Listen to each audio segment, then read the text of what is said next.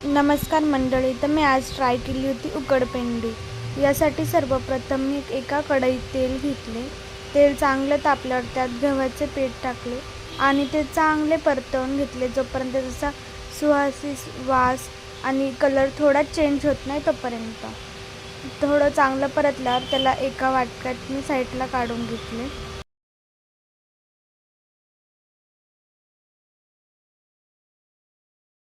त्यानंतर पुन्हा एका कढईत थोडेसे तेल घेतले.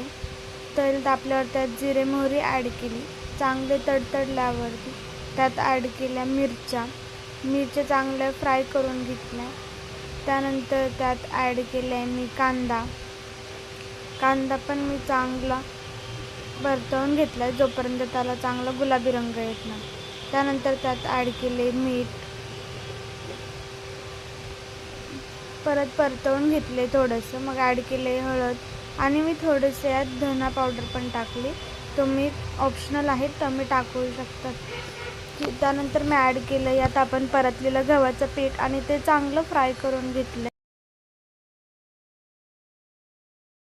नंतर ॲड केले गरम करून ठेवलेलं पाणी आणि ते सगळं व्यवस्थित एकजीव करून व्यवस्थित सगळं परतवून घेतले.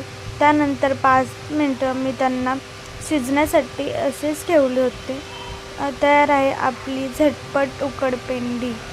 तुम्हाला कशी वाटली उकडपेंडीची रेसिपी नक्की सांगा आणि आवडल्यास लाईक आणि सबस्क्राईब करायला विसरू नका.